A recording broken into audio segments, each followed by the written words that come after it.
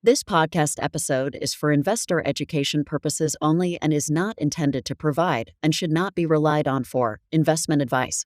Consult your personal investment advisor before engaging in any securities transaction. Stocks look forward, not back. Iran resolution has been assumed and priced in for weeks, and in the case of the largest IPO ever, investors seem to be looking 10 to 15 years out.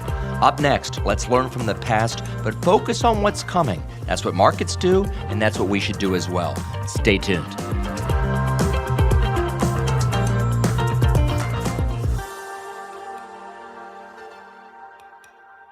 Welcome on board another edition of our Wise Investor Group podcast. Simon Hamilton here, Managing Director at the Wise Investor Group of Raymond James.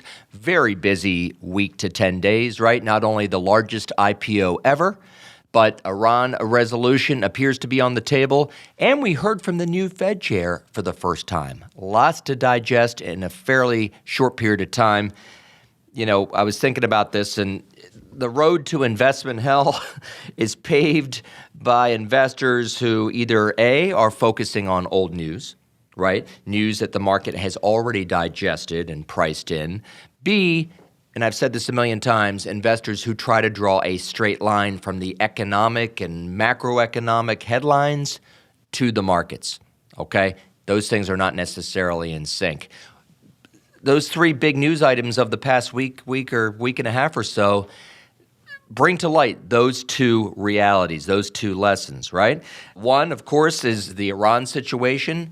The market has largely been discounting some sort of resolution there for a couple months now. I mean, the market's bottomed in late March. So if you have been sitting there tethered to the headlines, worried about the Strait of Hormuz being closed and, kind of sitting out the last couple months, well, the market's moved well over, 20% while you've been waiting. Okay, it's a good lesson. Market does not wait around. We've seen this a million times. Remember COVID.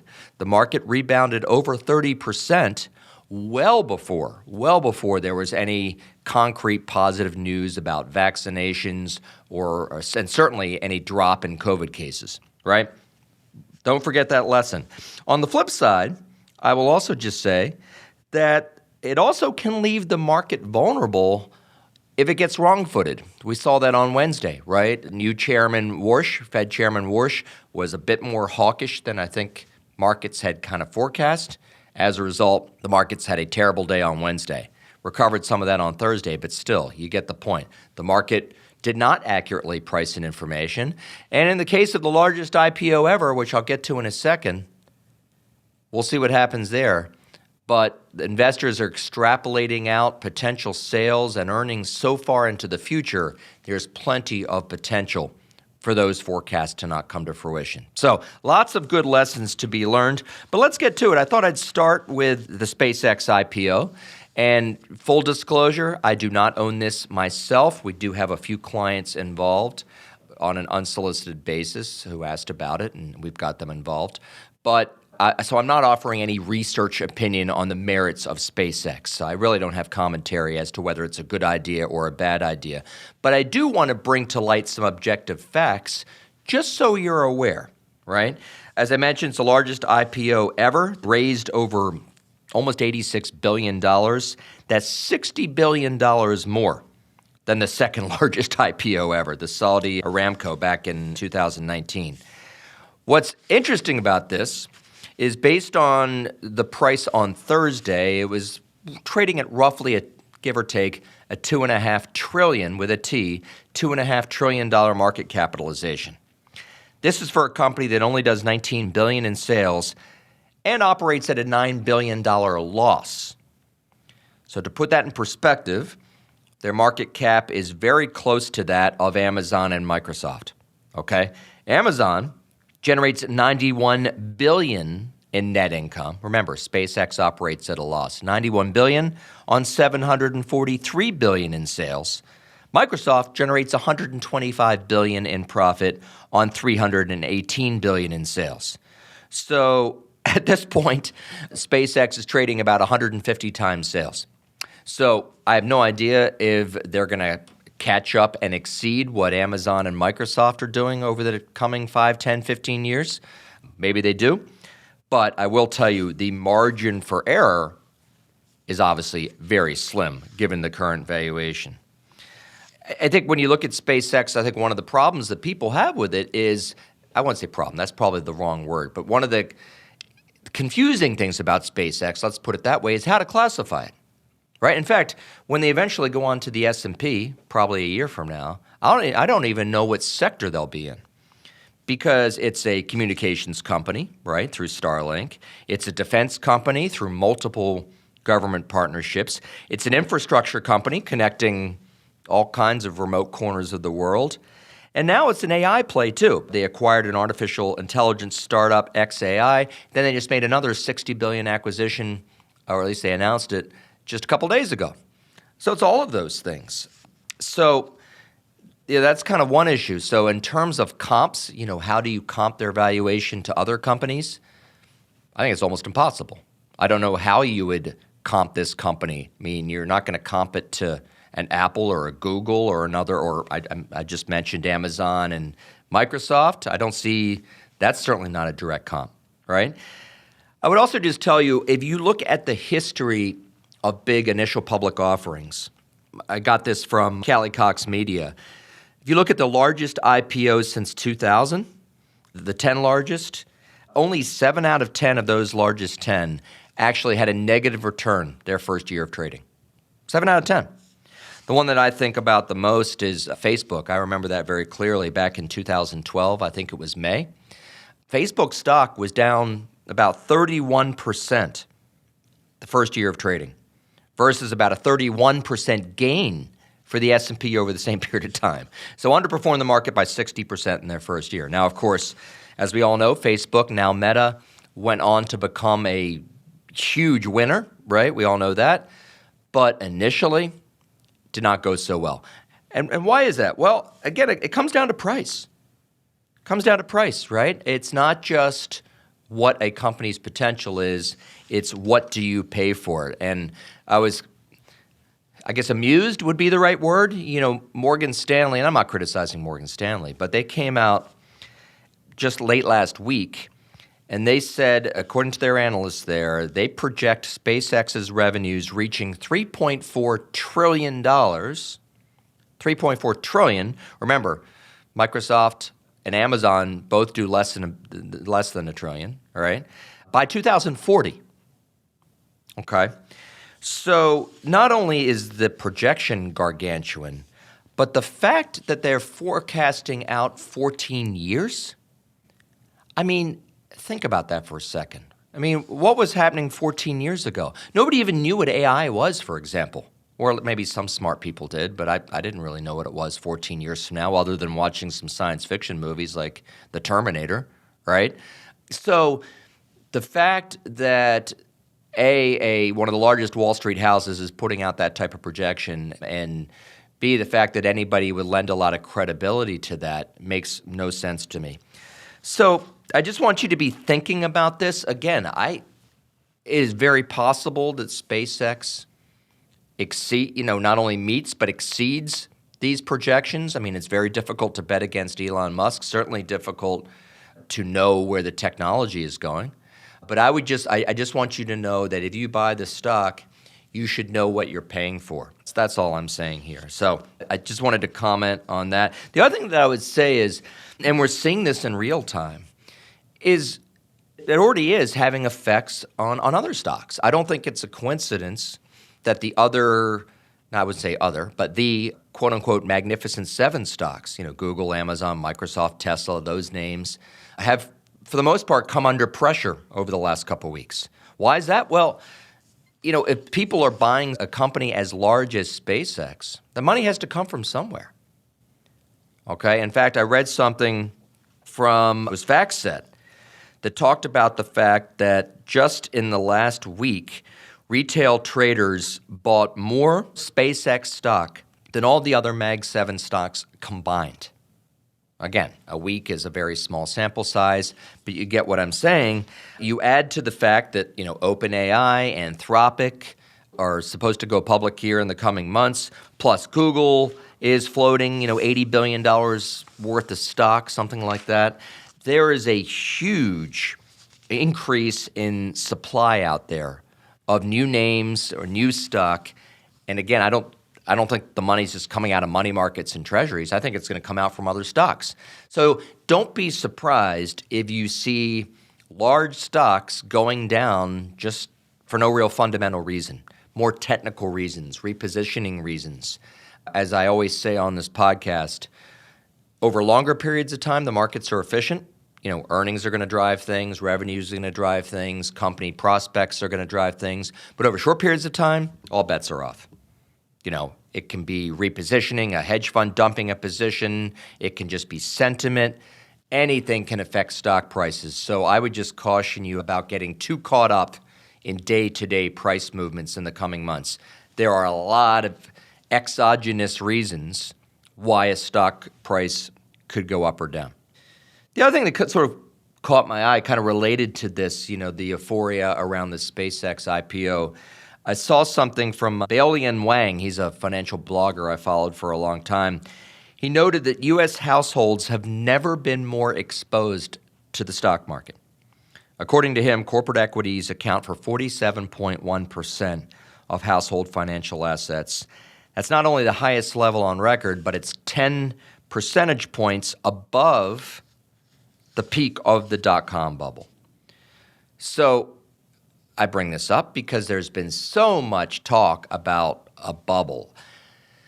I don't know if we're in a bubble or not, and I've talked about this at length over the last few months. It's not the first time I brought this up, but certainly the move in semiconductor stocks, chip stocks specifically, seems bubble-ishous, if you will, which, by the way, is the name of a chewing gum company, but unrelated to the point I'm trying to make. Certainly, we had a bit of a tech pullback a few weeks ago. A lot of the chip stocks pulled back over 10, 11, 12%. A lot of that's already been recovered. But again, specifically in the chip area, the rest of technology, for the most part, has not recovered. We've seen a parabolic move in chips. Semiconductor stocks, as a group, according to FactSet, have more than doubled this year. And also, according to FactSet, there have only been 2 times in history where the semiconductor index has gained more than 230% in a 14-month span. Now, since April, and December 1998 through February of 2000, right before the dot-com bubble popped. And as a result, they have carried the tech sector's weighting in the S&P up over 40%. That's a record high. Back in March of 2000, again, on the eve of the dot-com bubble collapse, tech was 35%. So the famous trader Cliff Asness once said, "The term bubble should indicate a price that no reasonable future outcome can justify," end quote. I don't think that's what's going on, because this move in semiconductor stocks, of course, has been justified, or at least is in lockstep with an unbelievable explosion in earnings for these companies, right? So I don't think you can say that this move cannot be justified. I think the way to look at it is semiconductors are inherently cyclical. They are very much driven by supply and demand. And we're in a situation right now where the demand for their chips across the board, Micron, Broadcom, you name it, NVIDIA, the demand for their chips has gone parabolic, and supply hasn't caught up yet. But just remember, if you go back to 2000, 2001, like Micron, for example, Micron's trading at over 21 times sales. I remember back in 2000, all of a sudden, you had this glut of supply. Demand, dried up a little bit. This is, post Y2K. Remember that? DRAM prices collapsed. Earnings evaporated. Stock lost over 98%. I'm not making a prediction. I'm not saying that that's going to happen this time around. I'm just making the point that these are very cyclical stocks, and you have to be very careful in terms of, regardless of whether it's a bubble or not. That will only be known in retrospect. But if you are chasing what has transpired over the course of the last few weeks, just make sure you're being smart about it. Okay? I'll leave it there. I want to shift gears a little bit. We've been talking a lot about tech and talking a lot about the recovery since the lows of late March. I thought I'd just, I mean, I guess it was just more of an observation than anything else. But we talk a lot about asset class diversification, right? We all know about stocks. We all know about bonds. We all know about real estate. But, diversifying kind of within that. And certainly one kind of form of diversification are hard assets, right? Which can take the form of metals, other commodities, and cryptocurrencies. Well, in case you haven't been following things recently, Bitcoin, while the S&P 500 has hit something like 25 or 26 new all-time highs this year, Bitcoin is suffering its longest and deepest drawdown since 2022. So again, I don't have a research opinion or any sort of opinion on the merits of Bitcoin. I'm just making the point that Bitcoin's been in a correction or bear market for about 245 days now, and it is down about 55% from its all-time highs. I mention this because after the presidential election in November of 2024, Bitcoin went vertical, right? On the narrative that the new administration, that Trump would be favorable to crypto. All of those gains have been given back. So 2 lessons here. One, and I've said this a million times, please do not conflate your politics with your investing, but maybe more specifically, your expectations for what a politician might do with your investing. We've talked about this at length. I mean, under the Biden administration, we had a similar phenomenon with energy prices. Of course, Biden was very publicly pro-alternative fuels, right? Alternative energy, much less positive on traditional fossil fuels. Guess what? Fossil fuel stocks had their best run in a long, long time under the Biden administration. And now we're seeing kind of the same phenomenon where cryptocurrencies have moved in the opposite direction that a lot of people thought with Trump. So remember that lesson. Second lesson is be very careful with FOMO, fear of missing out. I can't tell you how many clients called us late 2024, early 2025 saying, I wish we had some crypto. How come you guys aren't buying me crypto? Well, here we are. That market has been cut in half. Gold, something similar. Now, obviously, and by the way, I'm not saying you shouldn't own crypto or gold. I'm just making a comment on be careful chasing momentum. Same thing I just said about semiconductor stocks. Back in January, according to my memory, silver was up about 64% at one point for the year. That we got off to an unbelievable start. Gold was up 25% for the year, and this was off of a good 25 as well. Well, as of this week, both were negative. So silver has given up over a 60% move. Gold, like I said, almost a 25% move. And there are probably some reasons for that, not only just basic mean reversion, but certainly a loss of investor appetite. I mean, gold and silver were kind of where all the speculators were going, all the day traders, all the meme traders, they're out. We've also had a stronger dollar. That tends to work against precious metal investing. And we've also had higher interest rates. All three of those things are not good for metals prices. So, again, I'm not making a comment on the merits of owning these. We have clients that have owned gold for 40, 50 years, literally, including my late father. He had coins that he started buying in the 60s, okay? He could care less about the ebbs and flows of gold prices on week-to-week, month-to-month basis. He was in it for many decades. So I get that. I'm just making the point, when something's going through the roof in a very short period of time, just see if it passes your sniff test. Is this a sustainable move, or is this just where the hot money is at any given time? You could make a similar argument about emerging markets. We talk a lot about the merits of diversifying internationally. We all know that over the past 15 years, the U.S. has been the best place to have your money for the most part. A few exceptions here and there, but for the most part. But most recently, just in the last few months, emerging markets, some people call them developing markets, have done exceptionally well. Well, it's just important you know where that comes from.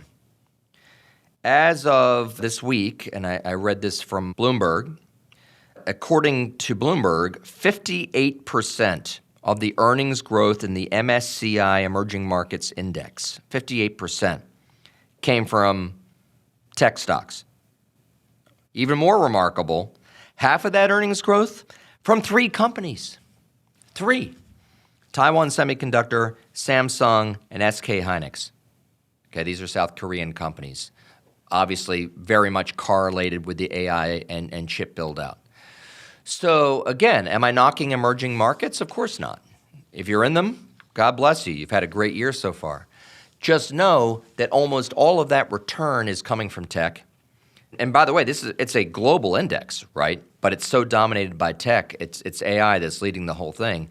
And more specifically, dominated by just literally a handful of stocks. So the emerging markets index is even more concentrated than the S&P 500. So just know that. If you own emerging markets, it's an AI play. That's essentially what's going on there. However, I do want to note that Europe is looking a bit more interesting if you are looking to diversify your exposure maybe away from tech. Why do I say this?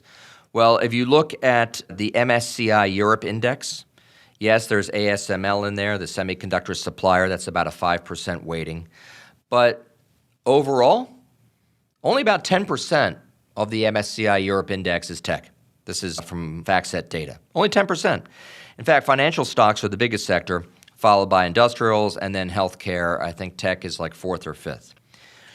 Europe is also significantly cheaper than the S&P 500 on not only a trailing but a forward-looking earnings basis. And the dividend yield is significantly higher. The dividend yield on that index is almost 3%. Dividend yield on the S&P 500 about 1%. Now, are there issues? Of course. Aging populations, arthritic economies, heavy debt burdens. But given that the Iran situation turned out to be less than a worst-case scenario, given that central banks, yes, they're reacting over there to it. European Central Bank just raised rates, but likely they'll see lower inflation 6 months from now than they have today. Given that there has been a significant emphasis on improving margins and corporate profitability, Europe might be, again, I'm not making a recommendation to go out and buy Europe, certainly, but Europe might be something to take a look at if you're not involved, or if you are maybe overexposed to tech, or you're looking, like I said a minute ago, if you're looking to diversify away a bit from some of the more tech-heavy or specifically microchip, semiconductor chip-heavy areas of the market. Just something to think about there. All right, just had a couple other things I wanted to mention. I mentioned the 3 big stories, the SpaceX IPO, which we talked about. Second biggest one, of course, was Iran. I am not going to spend any time on the quote-unquote deal or agreement, or I think officially it's called a memorandum of understanding. I think that is the official terminology. I'm not going to talk about the merits of that. A lot of people think it's a good deal. A lot of people think it's a bad deal. I'll let others comment. What I care about is the effect on the markets. Certainly from an energy perspective, our guy here at Raymond James, Larry Adams, had some good data on this. He estimated roughly 1.5 billion barrels were lost cumulatively when the straits were closed. That's about 75 days of global consumption. We've also seen, of course, disruptions to LNG market, helium, ammonia, aluminum, all those things, right? And he makes the point, and he's been making the point over the last couple months, that this has largely been a shipping disruption, not a production problem. And what he means by that is most of the energy infrastructure is still intact. Yes, a lot of the refineries, a lot of production has to be restarted, which takes time, but didn't see a lot of damage there. More of a, like I said, a logistics and shipping issue. By his math, he thinks that if the strait remains open, we'll see, but assuming it does, he thinks about 6 weeks from now that production can return to normal. So we've already seen an initial move in the oil markets. As I think you know, crude oil here, WTI, West Texas Intermediate crude, had gone as high as, I think, $115 a barrel briefly, but was certainly hovering in that 100, 105 range. It's now, as I speak, down in the low 70s. Trump would like to see it get back to 60s. Certainly that's possible. I do think it will take some time to do that. I think one of the biggest issues is the cost of shipping through the channel has gone up dramatically. Insurance costs. So it's so much less profitable for tankers to go through than it was a couple months ago. So if we see some easing cost structure there, maybe Trump will be right. But my guess is we don't get to $60-some a barrel in oil until, maybe 2027 if we're lucky. But regardless, we all know that that's going to bring down gas prices, should bring down inflation. We'll see how that goes. The bond market initially had responded well to that. Remember, as the war or conflict was expanding, the bond market was, catching up to the fact that that would be inflationary, and bond yields went up. Before the war broke out, the 10-year Treasury was at 3.9%, went up over 4.6% briefly. It has been trending down, so that's certainly a positive for the investment markets.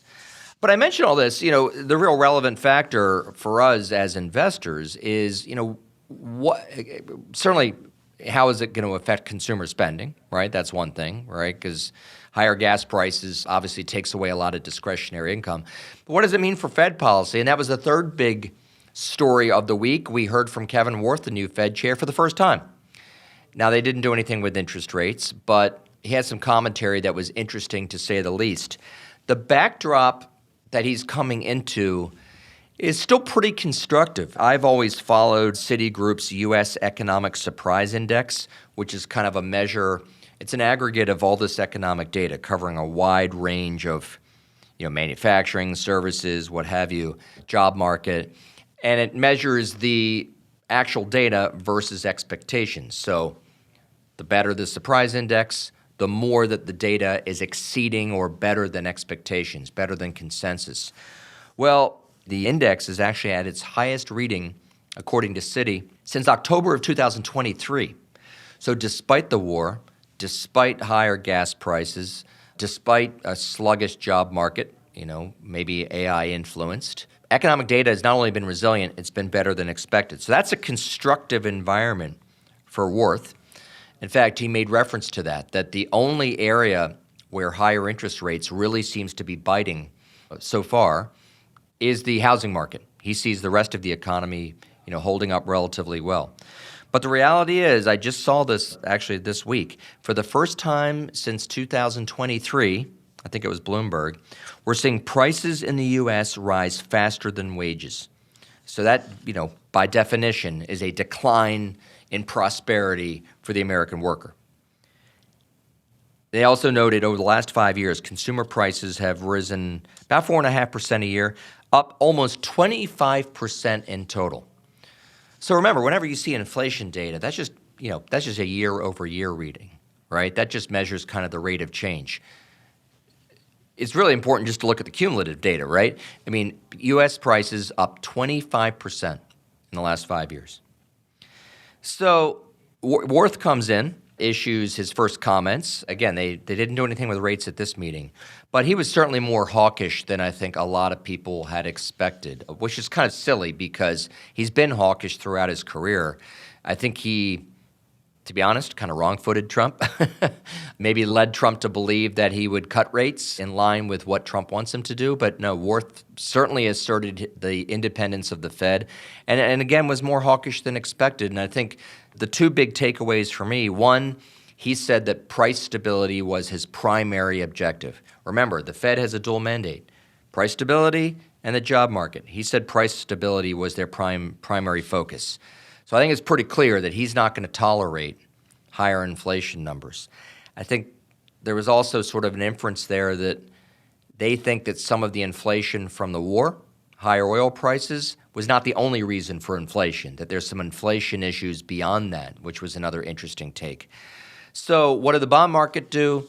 Short-term bond rates went up as the market is now completely stripped out any expectation of rate cuts and is now pricing in modest hikes later this year, about 38 basis points as of Thursday. So what's that? That's about a raise and a half, so to speak, if they're going to raise in quarter-point increments. So again, it's too early to tell how that's going to affect the economy, how that's going to affect the markets. I'm just making the point that the historical track record is for the market to be a little squirrely, be a little volatile in the early parts of a new Fed chair administration. And remember, the market also tends to be squarely ahead of midterm elections. It tends to be the most volatile period going back 100 years in a 4-year presidential cycle. So I'll leave it at that. Again, I'm not really telling you anything. There's no real action item in what I just said. I just want you to be aware of it, that there's a lot of reasons kind of in the short term why the market could be volatile. Doesn't necessarily mean we're going to have a bad outcome because earnings growth is still good, but just something to be aware of. All right, I'm going to leave the macro view there. I do have just a couple thoughts on some individual stocks. I'm not going to spend too much time. We'll have a lot more for you in July once we start getting the second quarter reports. But stick with me. Be back in a second.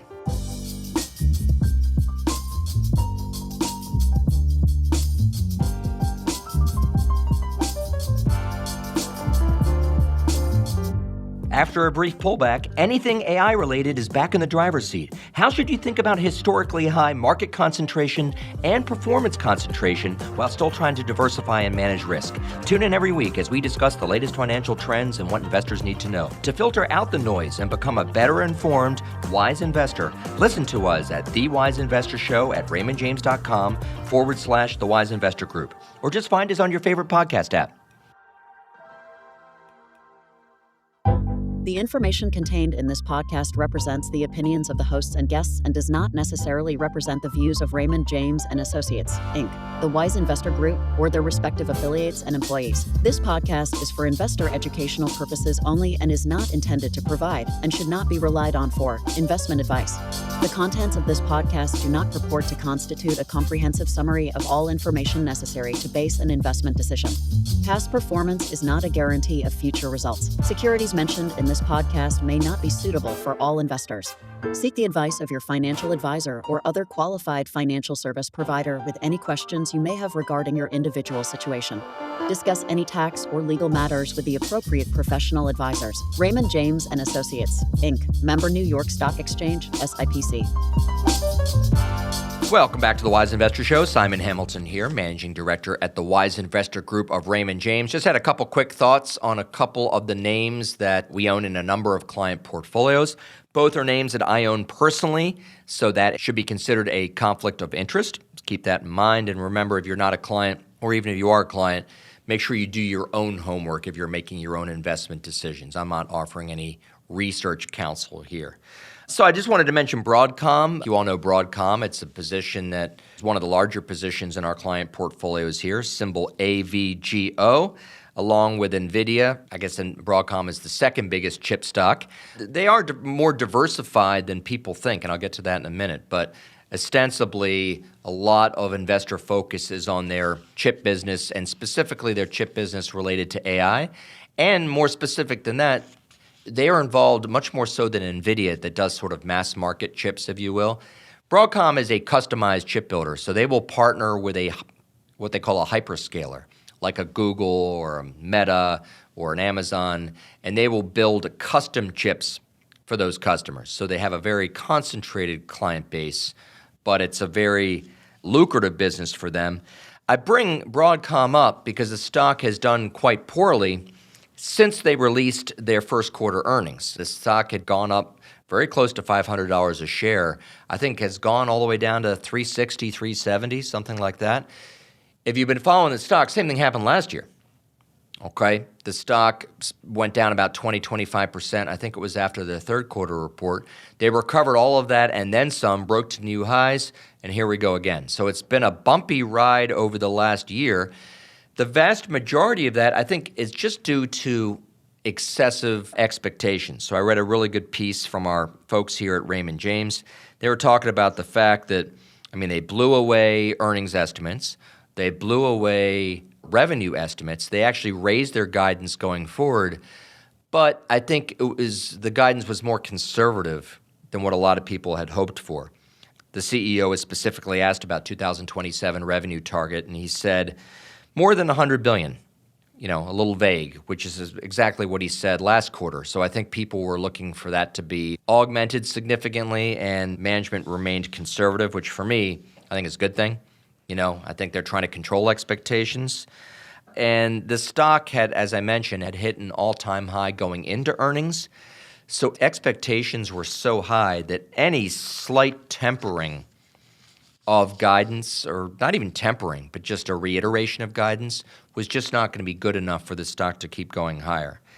But I wouldn't let that distract you from the fundamentals. I mean, per JP Morgan, they have a tremendous amount of visibility over the next couple of years in terms of growth, particularly demand from Google and Meta.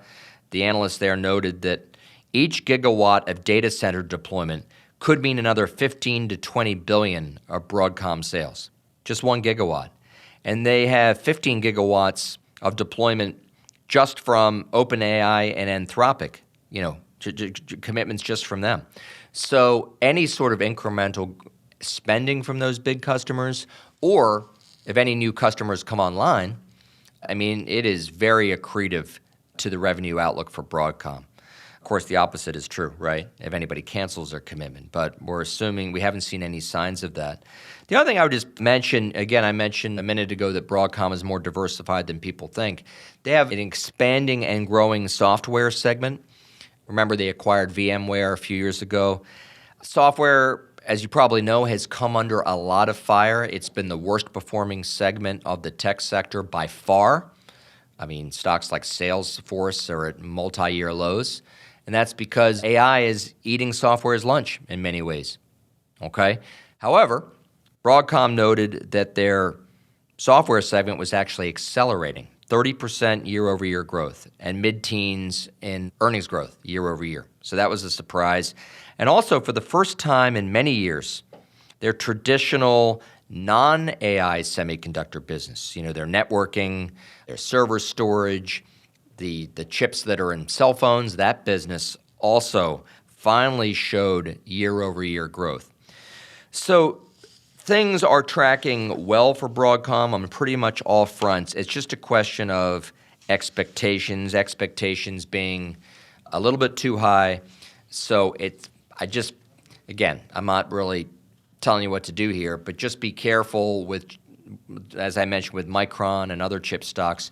Be careful chasing the stock when it finds a period of good performance. This is probably a stock that you want to buy when no one else is buying it, if you are going to buy it at all. So that's probably the major risk there, is the valuation, and that a lot of their success is already baked into the cake. So consider that if you are looking at Broadcom. The only other one I just wanted to mention briefly, of course, is Apple. They had their big, it's not an investor day, but they have their big sort of tech conference every year. I forget exactly what they call it. They call it something specific. But the bottom line is it's where they unveil any sort of technological innovation for the year going forward. And the big news is a significant enhancement to Siri. And they call it Siri AI, where Siri is going to have much more AI-related functionality. And I think, when I looked at this, I think investors were initially disappointed because there was no real, technological innovation that wowed anybody. But I think you've got to remember, and I've read a number of pieces speaking to this, you've got to remember what Apple does well. Apple keeps you, tethered to your device, right? Regardless of whether you buy a new phone or not. There are, over 1.5 billion Apple devices in existence. And so people are staying within that Apple ecosystem. People are using all the different functionality of Apple, right? They're using the camera, email, messaging, phone. And Apple, like it or not, they know more about you than any other device because of all that cross-referencing of communication platforms. Well, I think what Siri is doing, Siri has a look at all of that. And by looking at all of that, they can create a much more personalized experience than really any other AI can do. So the example that I heard from the conference was that Siri can go in, let's say you want to go see, I'm a classic rock fan, so Rush is on tour right now. I can ask Siri to remind me when Rush tickets go on sale at Capital One Arena here in downtown D.C., okay? Now, if you're a tech head, you might want the agent to actually go in and physically buy the tickets for you at a certain price point. But that's not, what Apple does. I think Apple recognizes that people still like to go in and buy the tickets. People still like to go in and shop. The other way I heard it put was Apple knows that people like to waste time on their phones.